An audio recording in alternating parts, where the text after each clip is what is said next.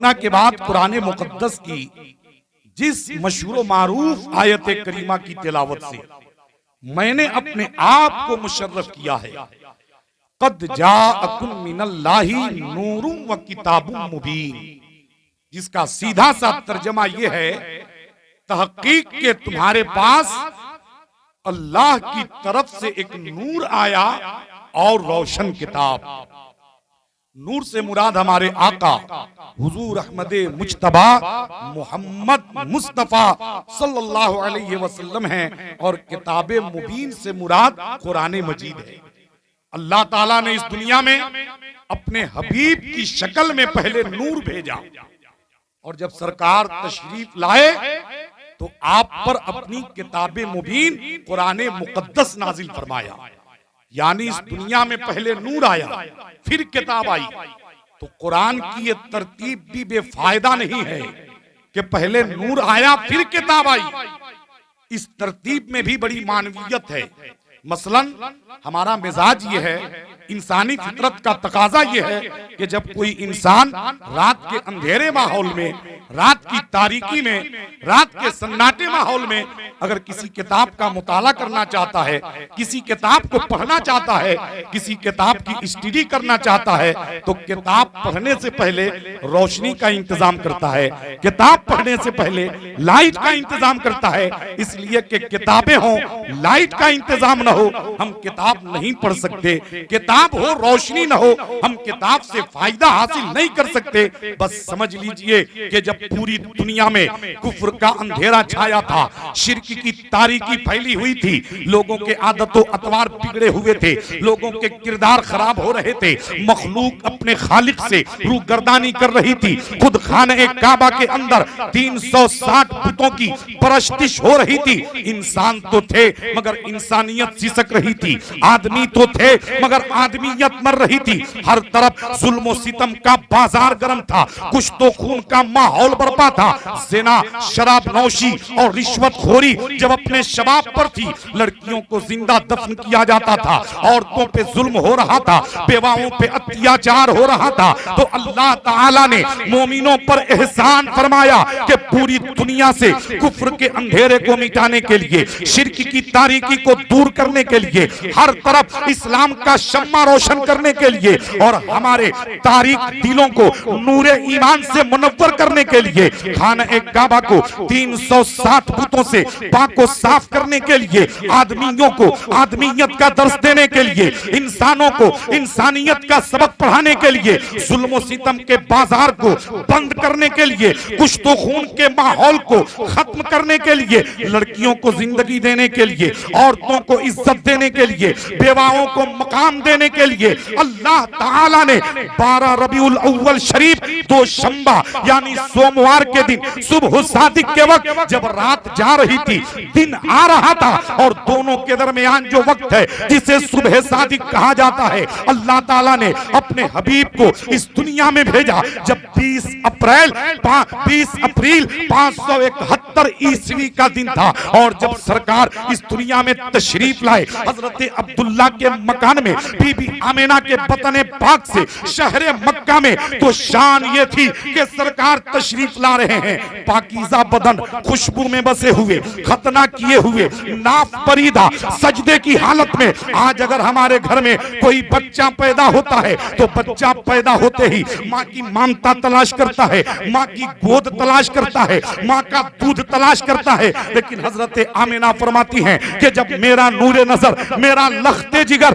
इस दुनिया में आया तो उसने आकर माँ की ममता नहीं तलाश किया, माँ की गोद नहीं तलाश किया, बल्कि मेरे लाल ने सर को सजदे में रखा, कहा रब्बे हबली उम्मती, रब्बी फिरली उम्मती, ए रब मेरी उम्मत को मेरे हवाले कर दे, मेरी उम्मत की मगफिरत कर दे। अब अगर आज कोई बच्चा अपनी जिंदगी में अपना आइडियल ढूंढना चाहे तो नबी के इस बचपन को देख ले, और नबी के इस बचपन पे अगर वो अमल कर ले तो दुनिया में उससे बड़ा कोई साजिद नहीं मिल सकता है। नारे तकबीर, नारे रिसालत, मसलके आला हजरत आमद रसूल सरकार की आमद। आका की आमद। अल्लामा इरशाद खान बरकाती, नारे तकबीर, नारे रिसालत। सरकार इस दुनिया में तशरीफ लाए, आपकी आमद की बरकत से पूरी दुनिया से कुफ्र का अंधेरा मिट गया, शिर्क की तारीकी दूर हो गई और हर तरफ इस्लाम का शम्मा रोशन हो गया। हमारा तारीक दिल नूरे ईमान से मुनव्वर हो गया। और साहब, लोगों का पाप इतना बढ़ चुका था कि नबी की आमद से पहले बारिश बंद हो चुकी थी, जानवरों के थन सूख चुके थे, जितने दरख्त थे, पेड़ पौधे थे, सब खुश्क हो चुके थे। लेकिन सरकार तशरीफ लाए, आपकी आमद की बरकत से जितने जानवरों के थन सूखे थे वो दूध से भर गए, जितने दरख्त सूखे थे हरे भरे हो गए। और यहीं तक नहीं, खाने काबा के अंदर जो 360 बुत नस्ब थे, वो सब के सब मुंह के बल गिर पड़े। सरकार की विलादत के वक्त, सरकार की पैदाइश के वक्त बाप कहां थे जो बुलाए जाते? बाप का तो इंतकाल हो चुका था। जब हजरत आमेना के शिकम मुबारक में 2 माह का हमल शरीफ हुआ, पैदाइश के वक्त दादा बुलाए गए हजरत अब्दुल मुत्तलिब, जो तवाफे काबा में मशगूल थे। वो फरमाते हैं कि मैंने क्या देखा कि इधर मेरे पोते मोहम्मद बिन अब्दुल्ला इस दुनिया में तशरीफ लाए, इधर काबा की दीवारें झूमने लगी, काबा की मेहराबें झूमने लगी, काबा के मीनार झुकने लगे, और खाने काबा के अंदर जो 360 बुत नस्ब थे वो सब के सब मुंह के बल गिर पड़े। गोया खाने काबा भी मुसर्रत व शादमानी में झूम रहा था कि आज हमें 360 बुतों से पाक करने वाला पैगंबर इस दुनिया में तशरीफ ला चुका है। तभी तो इमाम इश्क व मोहब्बत सरकार आला हजरत फरमाते हैं, हाजियो आओ शहनशाह का रोजा देखो, हाजियो आओ शहनशाह का रोजा देखो। अरे काबा तो देख चुके, काबे का काबा देखो। अल्लाह, बहुत खूब, बहुत खूब, सुभान अल्लाह, बहुत खूब। काबे का काबा देखो। सरकार इस दुनिया में तशरीफ लाए तो अल्लाह ताला ने अपने हबीब पर अपनी मुकद्दस किताब कुरान मजीद नाजिल फरमाया। वो किताब जिसकी शान ये है, दालिकल किताबु ला रैब फी, ये वो किताब है जिसमें कहीं भी शक व शुबहा की गुंजाइश नहीं। ये वो किताब है जो माँ की गोद से लेकर कब्र की कोठरी तक काम आने वाली है, जो महत से लेकर लहद तक साथ देने वाली है, जिसमें दुनिया के हर मसाइल के हल मौजूद हैं, जिसमें दुनिया के हर सवालात के जवाबात मौजूद हैं। अरे यही वो किताब है जो हमारे लिए मशअले राह है, यही वो किताब है जो हमारे लिए मीनारे रुश्द हिदायत है, यही वो किताब है जो हमारे लिए मंबए नूरो हिकमत है, यही वो किताब है जो सारे इंसानों के लिए हिदायत की किताब है, जिसकी शान ये है कि सहरा में, जंगलों में, बयाबान में पढ़ो, मीनार गिर पड़े हैं तो मैदान में पढ़ो, और ये बेखबर नुजूमी तुम्हें क्या बताएंगे कल होने वाला क्या है, ये कुरान में पढ़ो। अल्लाह, सुभान अल्लाह, बहुत खूब, सुभान अल्लाह, सुभान अल्लाह। अब मैं बताना चाहता हूं साहब कि पहले नूर आया फिर किताब आई। इसका मतलब यह है कि किताब से वही फायदा हासिल करेगा जो नूरे मुस्तफा से करीब होगा। किताब को तो वही समझ सकता है जिसके हाथों में दामने मुस्तफा होगा। बगैर दामने मुस्तफा थामे हम किताब से फायदा हासिल नहीं कर सकते। इसलिए कि कुरान मिला नबी के सदके में और ईमान मिला है तो नबी के सदके में। अब आइए साहब, मैं बताना चाहता हूं, घबरा नहीं ना रहे आप, सुनने के मूड में हैं? कितने लोग सुनना चाहते हैं? हाथों को उठाइए। माशाअल्लाह, अल्लाह ने हम पर बड़ा एहसान फरमाया कि उसने हमें एक मुंतखब किया हुआ, एक चुना हुआ महबूब अता फरमाया, और फरमाया कि ऐ लोगों, महबूब का चुनाव तुम मत करना, महबूब का इंतखाब तुम मत करना। अगर तुम चुनोगे तो तुम्हारे चुनने में इख्तलाफ होगा, तुम चुनोगे तो तुम्हारे चुनने में फितना और फसाद होगा, और जब मैं महबूब चुन के दूंगा तो मेरे चुनने में कोई इख्तलाफ नहीं, मेरे चुनने में कोई फसाद नहीं, मेरे चुनने में कोई फितना नहीं। मैं तो ऐसा महबूब चुन के दूंगा जो तेरा भी महबूब होगा और वही मेरा भी महबूब होगा। और जब रब ने हमें वो महबूब अता फरमाया तो हमें हुक्म दिया, ऐ लोगों मेरे महबूब से मोहब्बत करो, इसलिए कि मेरा महबूब नबियों में लाजवाब है, मेरा महबूब रसूलों में लाजवाब है, मेरा महबूब अजमतों में लाजवाब है, मेरा महबूब शौकतों में लाजवाब है, मेरा महबूब इंसानों में लाजवाब है, मेरा महबूब रिफातों में लाजवाब है। अरे वो महबूब हैं जिनके सर के बाल से लेकर पांव के नाखून तक का जवाब नहीं।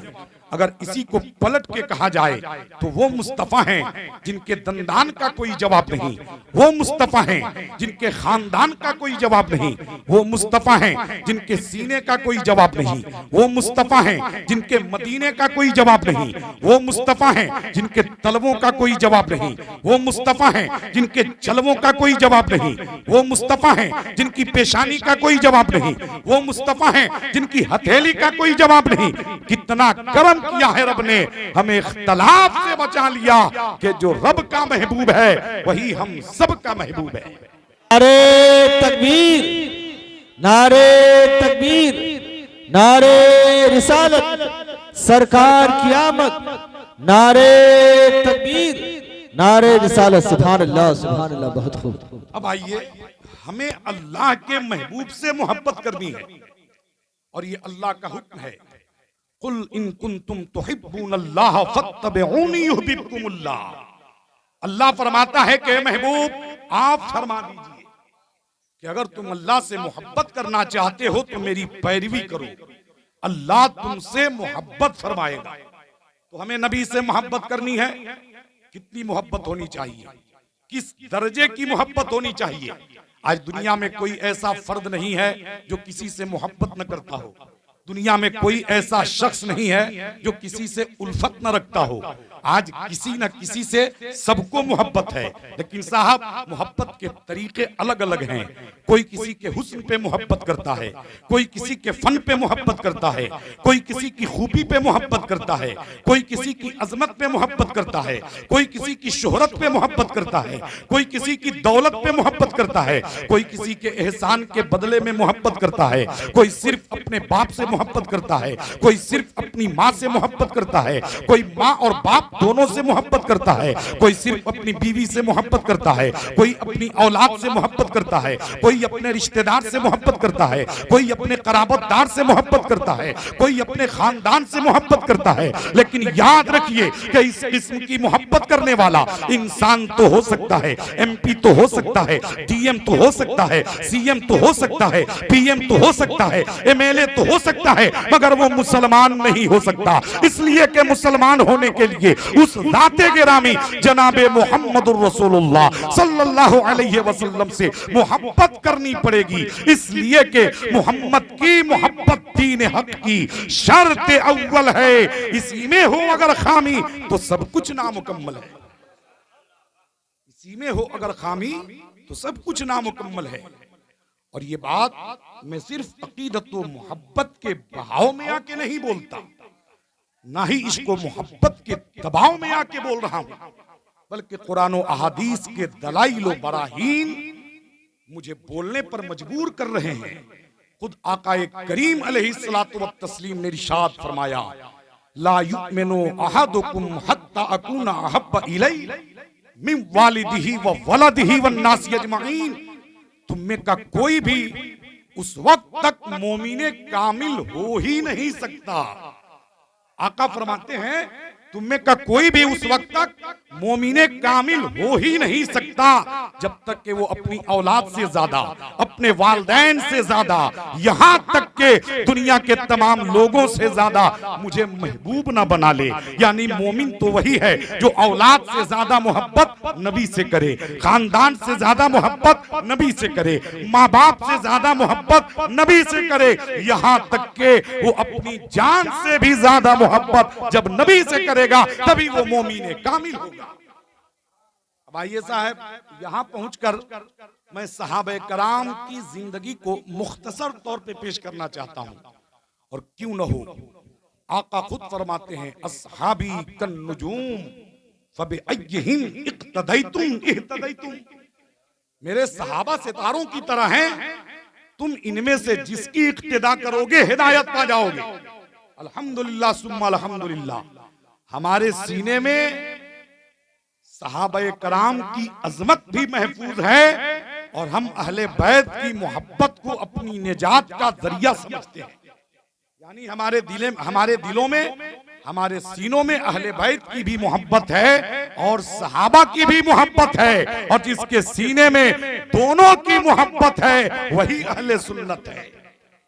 आला हजरत फरमाते हैं, अहले सुन्नत का है बेड़ा पार, असहाबे हुजूर नज्म है और नाव है इतरत रसूलुल्लाह की। नज्म है और नाव है इतरत रसूलुल्लाह की।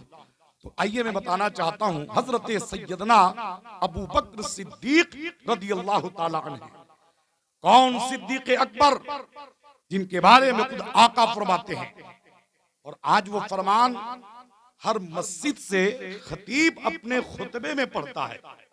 बादल अंबियाए बित्तहकीक अमीरुल मोमिनीन अबी बकर सिद्दीक, नबियों के बाद अगर किसी का मकामो मर्तबा है तो हजरत सैयदना सिद्दीक अकबर का है। वो हजरत सैयदना सिद्दीक अकबर कि अगर मर्दों में सबसे पहले किसी ने इस्लाम को कबूल किया तो हजरत सैयदना अबू बकर की जाते बाबरकात है।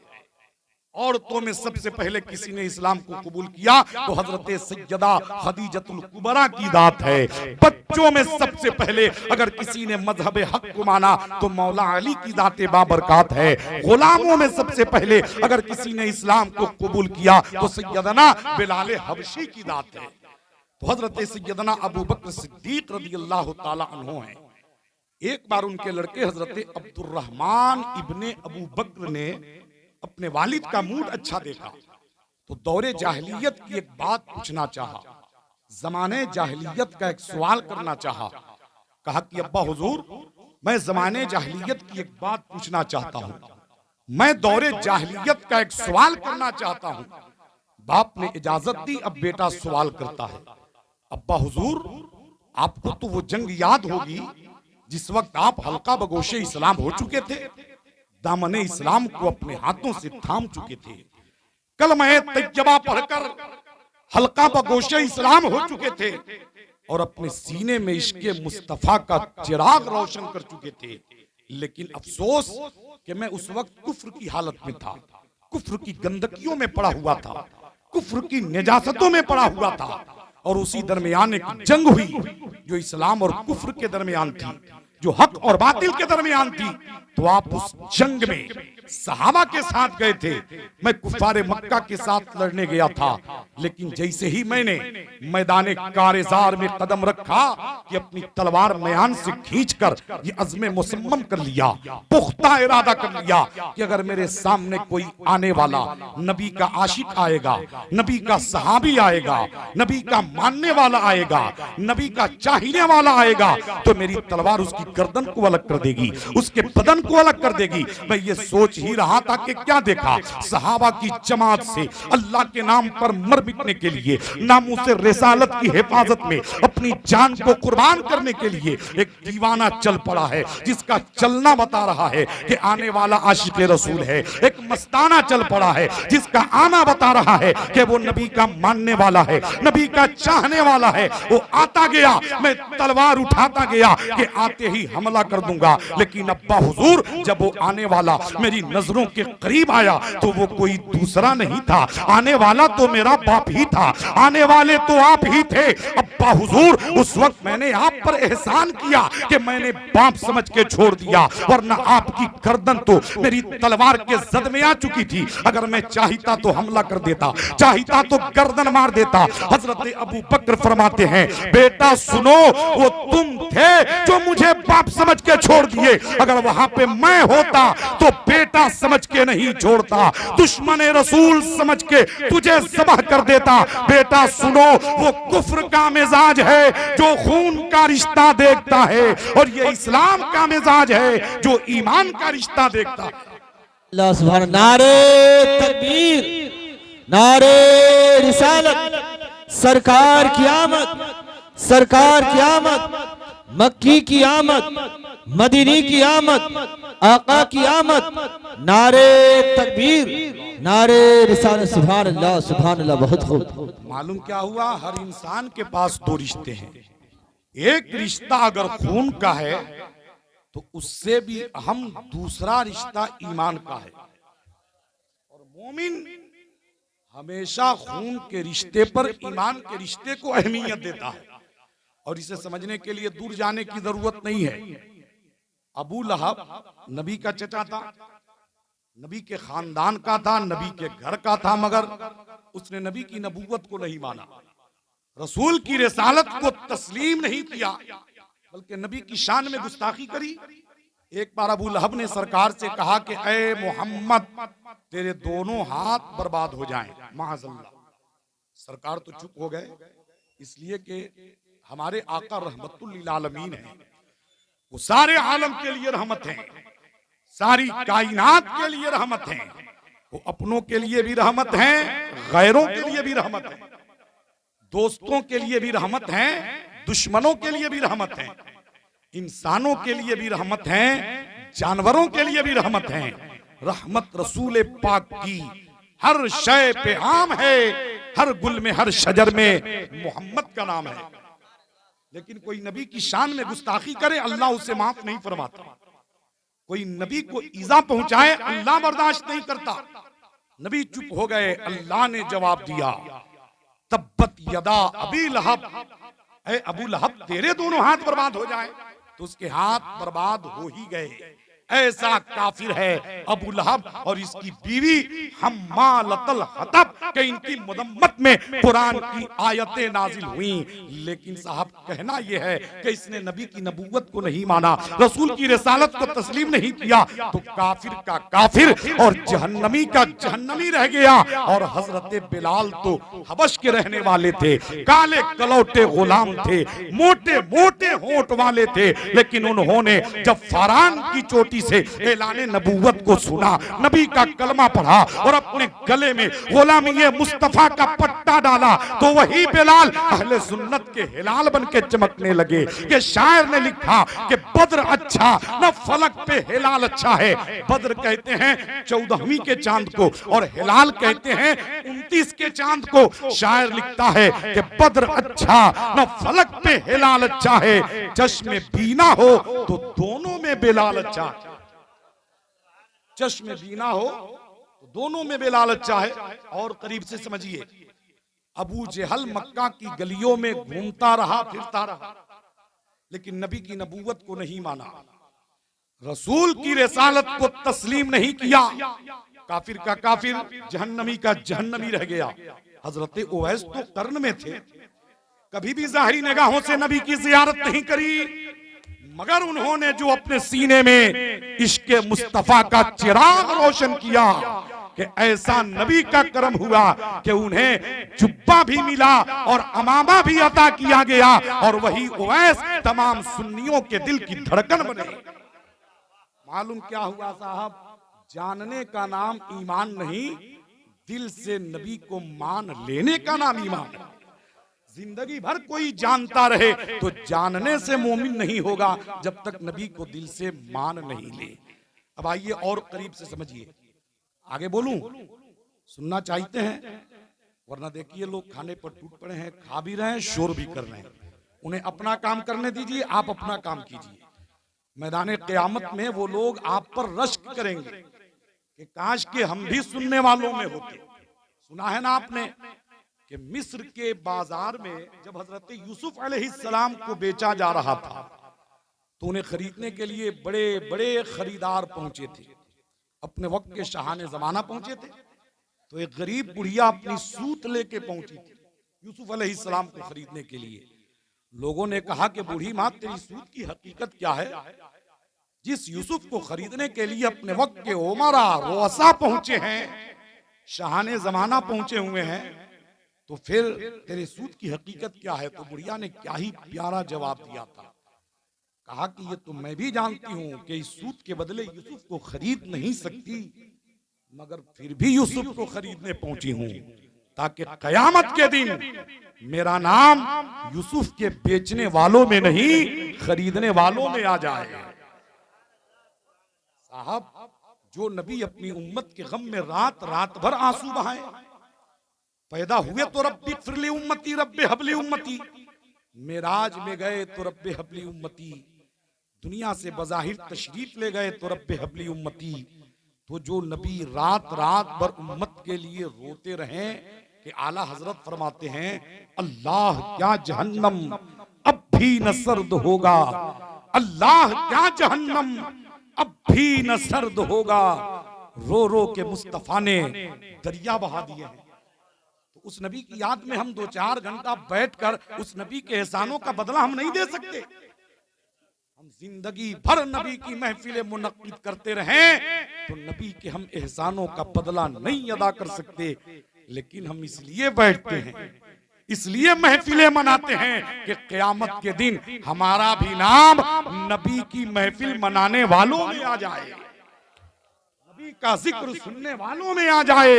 और ये जिक्र सुनना और सुनाना अगर उनकी बारगाह में मकबूल हो जाए तो यही हमारी निजात का जरिया भी बन जाए। तो साहब, बस चंद बातें और सुन लीजिए।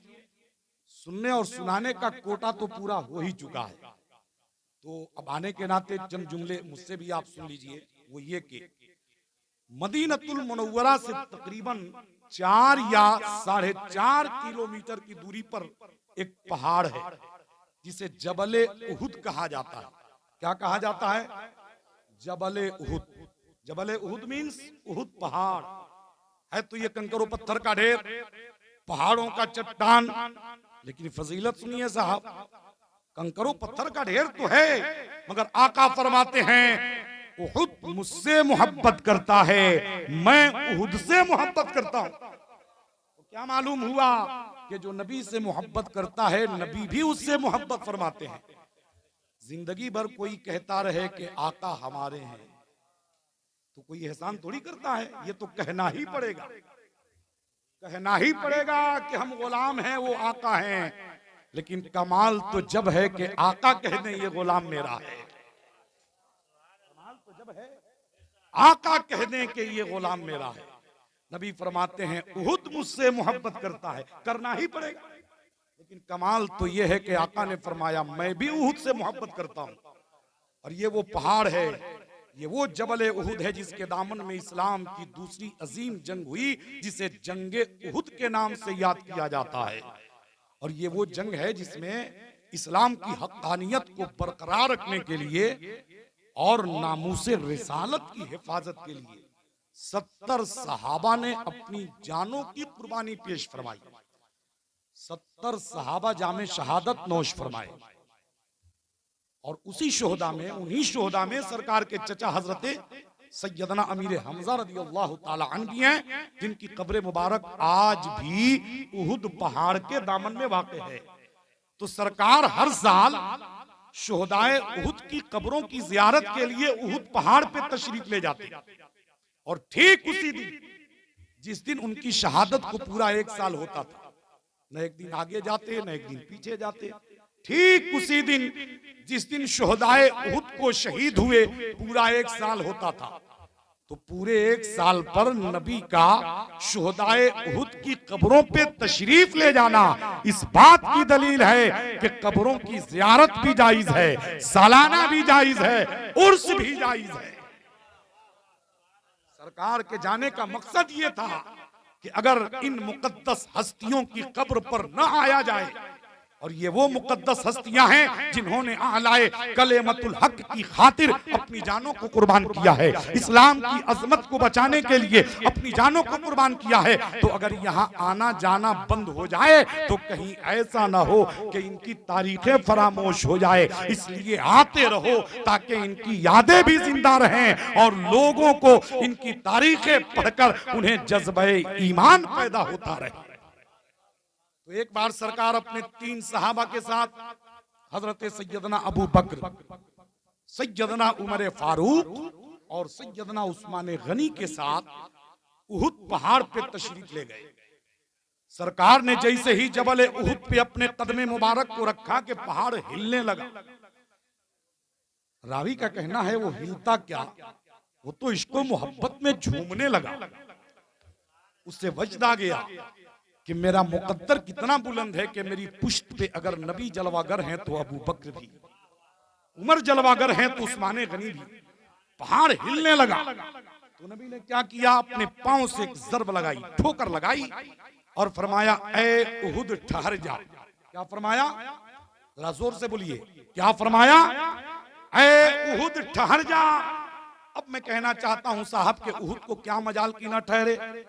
आसमान का सूरज जमीन पर आ सकता है, आसमान का चांद जमीन पर उतर सकता है, दरिया की रवानी बदल सकती है, समंदर की सैलानी बदल सकती है, मौजों की तुगयानी बदल सकती है, पहाड़ अपनी जगह से हिल सकते हैं, पूरब की बजाय पश्चिम से सूरज निकल सकता है, लेकिन जो बात मेरे आका की जुबाने फैज़े तर्जुमान से निकल जाए वो बात कभी रद्द नहीं हो सकती कि है कौले खुदा, है कौले नबी, फरमान न बदला जाएगा, बदलेगा जमाना लाख मगर कुरान न बदला जाएगा। सुभान अल्लाह, सुभान। नारे तकबीर, नारे तकबीर, नारे रिसालत, मसले के आला हजरत, नारे तकबीर, नारे रिसालत। सुभान अल्लाह, सुभान अल्लाह। बहुत खूब। नबी ने एक ठोकर लगाई, फरमाया ए उहुद ठहर जा। अब आगे का जुमला सुनिए। आका फरमाते हैं क्या तुझे मालूम नहीं कि तुझ पे एक नबी है, एक सिद्दीक है, दो शहीद हैं। अब जरा सा गौर कीजिए साहब, अपने बारे में नबी ने फरमाया कि तुझ पे एक नबी है, हजरत अबू बकर के बारे में फरमाया कि तुझ पे एक सिद्दीक हैं। अब जिसकी सदाकत खुद नबी बयान करे उसकी सदाकत में किसे शुबहा हो सकता है। और हजरत उमर और हजरत उस्मान गनी के बारे में फरमाया दो शहीद खड़े हैं। हालांकि मामला क्या है कि उस वक्त शहादत हुई नहीं थी, गर्दनें कटी नहीं थी, जिस्मों से रूहें निकली नहीं थी। जैसे हजरत अबू बकर खड़े थे वैसे ही हजरत उमर भी खड़े थे, वैसे ही हजरत उस्मान गनी भी खड़े थे। और आका फरमाते हैं कि ऐ उहुद, जहां तुझ पे एक नबी हैं, एक सिद्दीक हैं, वहीं दो शहीद हैं। मैं पूछना चाहता हूं साहब कि जब शहादत हुई नहीं तो नबी ने दोनों को शहीद कैसे कह दिया? तो ऐ लोगों, यही तो नबूवत की शान है, यही तो रिसालत की शान है कि अगर उस वक्त शहादत नहीं हुई थी मगर निगाह नबूवत तो देख रही थी, निगाह रिसालत तो देख रही थी कि हजरत के उमर को भी शहीद होना है, उस्मान गनी को भी शहीद होना है। और तारीख आई तो दुनिया ने देखा कि हजरत उमर भी शहीद किए गए, सैयदना उस्मान गनी भी शहीद हुए। तभी तो आला हजरत फरमाते हैं और कोई गैब क्या तुमसे नेहा हो भला, जब ना खुदा ही छुपा तुम पे करोड़ों दरूद। और आला हजरत के मजले भाई उस्ताद ज़मन अल्लामा हसन रजा खां बरेलवी फरमाते हैं कि बंदा मिट जाए ना आका पे वो बंदा क्या है, बंदा मिट जाए ना आका पे वो बंदा क्या है, बेखबर हो जो गुलामों से वो आका क्या है, बेखबर हो जो गुलामों से वो आका क्या है। तो मैं अर्ज ये कर रहा था कि जंग उहुद हो रही थी और मुसलमानों की तरफ से एक सहाबी थे हजरत कतादा, वो लड़ रहे थे कि अचानक कुफ्र की तरफ से एक तीर आया और हजरत कतादा की आंख में चुभ गया। चुभना ही था कि आंख का ढेला बाहर हो गया। मैं बताना ये चाहता हूं कि जिस नबी की आप याद मना रहे हैं वो नबी कितना पावरफुल है। अल्लाह ने उस नबी को कितना इख्तियार अता फरमाया। सहाबी आए और अपनी हथेली पर आंख का ढेला लेके आए। क्या कहा? या रसूल अल्लाह, मैंने अपनी आंख आपकी मोहब्बत में बहा दी, अब इसलिए आया हूं कि मुझे मेरी आंख चाहिए। क्या कहा? मुझे मेरी आंख चाहिए। तो नबी ने ये नहीं फरमाया कि क्या मेरे पास आई क्लिनिक है, आंखों का अस्पताल है कि मैं ऑपरेशन कर दूं, ठीक कर दूं, ये नहीं फरमाया। नबी फरमाते हैं कतादा आंख मांगने आए, बोलो आंख चाहिए या जन्नत चाहिए? अब बोलिए ये जुमला कहेगा कौन? ये जुमला कौन कहेगा कि जो मांगना है मांग लो? सब तो कह नहीं सकते, इसलिए कि किसी ने कह दिया कि जो मांगना है मांग लो। मांगने वाला ने मांग दिया 10 लाख और सेठ है 5 लाख का, तब क्या होगा? ये तो वही ना कहेगा जिसे सब देने का इख्तियार होगा। नबी ने फरमाया कतादा आंख मांगने आए हो कि जन्नत, आंख चाहिए या जन्नत चाहिए? ये जुमला कहेगा कौन? ये तो वही कहेगा जो मालिक जन्नत होगा, जिसे जन्नत देने का इख्तियार होगा। जिसे जन्नत देने का पावर होगा, और अल्लाह ने अपने हबीब को इस दुनिया में भेजा तो मुख्तार कुल बना के भेजा, कायनात की खजाने की कुंजी अपने महबूब के हाथों में दे दिया। ए मुस्तफा, खजाना खुदा का, मर्जी आपकी, आप खुदा के खजाने को जिसे चाहें, जितना चाहें, जो चाहें अता करें। तो नबी अता करते हैं और सारी दुनिया नबी का सदका खाती है, नबी को टुकड़ों पे पलती है। तभी तो हुजूर ताजुश शरिया फरमाते हैं, जहां बानी अता कर दे भरी जन्नत हेबा कर दे, जहां बानी अता कर दे भरी जन्नत हेबा कर दे। नबी मुख्तार कुल हैं, जिसको जो चाहे अता कर दे। नबी मुख्तार कुल हैं, जिसको जो चाहे अता कर दे। हजरत कतादा उस सखी दाता की बारगाह में पहुंचे हैं जहां का मंगता कभी वापस नहीं लौटता। आप पूछिए उन लोगों से जो मदीना शरीफ गए हैं, रोज़े रसूल पर हाजिरी दी है। जब कोई हाजी या उम्रा करने वाला मदीनतुल मुनव्वरा से वापस होता है ना, तो अजीब समा होता है, अजीब तड़प होती है, अजीब कैफियत होती है, आंखें झील की तरह आंसू बहाती हैं। मदीना छोड़ते वक्त, मदीने से जुदाई के वक्त एक अजीब समा होता है। और क्यों ना हो साहब, वो मदीना जो हमारे लिए जन्नत की जन्नत है, जहां के गर्दो गुबार से भी हमें प्यार है, जहां की धूल भी हमारी आंखों का सुरमा है, वो मदीना के दिखा दे या इलाही। वो मदीना कैसी बस्ती है जहां पे रात दिन मौला तेरी रहमत बरसती है। मदीनतुल मुनव्वरा की सरजमीन है, और एक सैयद ज़ादा, सैयद कहते हैं नबी की आल को, नबी के खानदान वालों को। एक सैयद ज़ादा आ रहे थे, इधर से हातिम ताई का पोता जा रहा था, सरे राह दोनों से मुलाकात हो गई। हातिम बिन ताई के पोते ने कहा कि मेरा दादा बहुत बड़ा सखी था। आले रसूल ने पूछा उसकी सखावत का अंदाज क्या था, तो इसने कहा कि मेरा दादा बहुत बड़ा सखी था, और सखावत ऐसे थी उसकी कि उसकी बहुत बड़ी हवेली थी, और उस हवेली में 10 दरवाजे थे। मेरा दादा रोजाना 10 दरवाजे को खुलवा देता, आवाज लगाई जाती, साइलो, बेनवाओ, फकीरों, मोहताजों, मिस्कीनों, तंग दस्तों, मुफलिसों, आओ और सखी के दर से खैरात ले जाओ।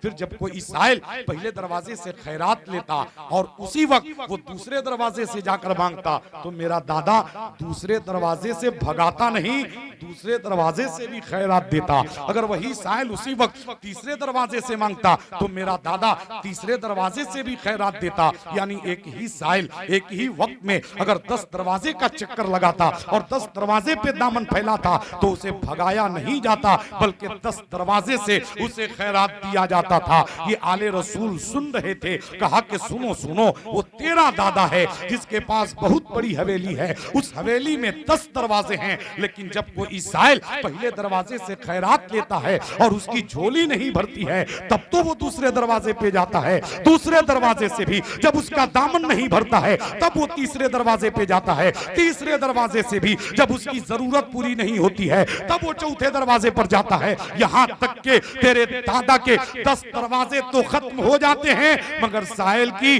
जरूरत पूरी नहीं होती। लेकिन एक मेरे नाना है जो सैयदुल अंबिया है, इमामुल अंबिया है, खातमुल अंबिया है, रहमतुल लिल आलमीन है, शफीउल मुज़नबीन है, जिनके पास कोई बड़ी हवेली नहीं, एक मुख्तसर सी हवेली है, और उस हवेली में 10 दरवाजे नहीं, सिर्फ एक दरवाजा है। लेकिन मेरे मुस्तफा ने उस एक दरवाजे से जिसे एक बार अता कर दिया है, उसे जिंदगी में दोबारा मांगने की नौबत नहीं आई है। तभी तो किसी ने लिखा है, उनकी सखावतों का है दो जहां में चर्चा, आया जो भीख लेने उनकी गली का मंगता, बेशक अता किया है हद्दे तलब से ज्यादा, तो दामन को अपने भरकर कहता हुआ ये लौटा कि मेरे करीम से गर कतरा किसी ने मांगा, दरिया बहा दिए हैं, दुर्बे बहा दिए।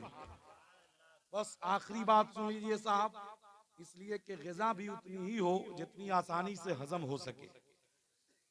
ज्यादा खाने पर पाचनौल की जरूरत पड़ जाती है, तो हम इतना ज्यादा आपको नहीं खिलाएंगे कि आपको बदहजमी की नौबत आए। बस आखिरी बात, हजरत कतादा पहुंचे, या रसूलल्लाह मुझे मेरी आंख चाहिए। आका ने फरमाया, कतादा आंख चाहिए या जन्नत चाहिए?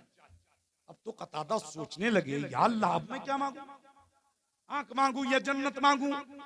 हो सकता है आंख मांगू तो जन्नत मिलने से रह जाए, और जन्नत मांगू तो आंख मिलने से रह जाए। क्या मांगू, आंख मांगू या जन्नत मांगू? कतादा सोच रहे हैं, और आका फरमाते हैं कतादा मांग लो, आंख मांगो तो आंख मिलेगी, जन्नत मांगो तो जन्नत मिलेगी। अब फैसला तुम्हारे हाथ में है, आंख चाहिए कि जन्नत चाहिए। तो हजरत कतादा ने बड़ी संजीदगी से कहा, फिदा का अब्बी व उम्मी या रसूल अल्लाह, या रसूल अल्लाह, मेरे माँ बाप आपके कदमों में कुर्बान हो जाएं। मैंने आपकी बारगाह में आके जन्नत नहीं मांगी है, मैंने तो सिर्फ आंख मांगी है, और जन्नत का जिक्र तो आपने खुद फरमाया है। तो अब ऐसा कर दिया जाए कि मेरे मांगने की बुनियाद पर आंख अता कर दी जाए, और अपने कर्म की बुनियाद पर जन्नत अता कर दी जाए। आका फरमाते हैं कतादा, आज मेरी रहमत कौसरो सलसबील की तरह मौज मार रही है, करीब आओ करीब आओ, मैं तेरे मांगने की बुनियाद पे तुझे आंख भी अता करूंगा, और अपने कर्म की बुनियाद पे तुझे जन्नत भी अता करूंगा। तो सरकार ने दुनिया में ही हजरत कतादा को जन्नत की बशारत सुनाई, और अपना लुआबे देहन निकाला। लुआब मीन्स थूक, और देहन मीन्स मुंह। लुआबे देहन निकाल कर हजरत कतादा की आंखों में लगाया। देखिए सिंगल हो चुका है, तो मैं वक्त से खत्म भी कर ही रहा था जी, ये सिंगल है खत्म करने का, अच्छी बात है, वक्त भी हो ही चुका है। तो हजरत कतादा की आंखों में अपना लुआबे देहन लगाकर जब ढेला उठा के रखा, तो हजरत कतादा फरमाते हैं, पहले से ज्यादा आंख रोशन भी हो गई, और पहले से ज्यादा खूबसूरत भी हो गई। आज अगर हम अपना लुआब, अपनी थूक किसी की आंख में लगा देना, तो साहब खैरियत नहीं रहेगी, इन्फेक्शन हो जाएगा, गैर मुहज्जब कहा जाएगा। लेकिन ये नबी का लुआब है कि कतादा की आंख में लगे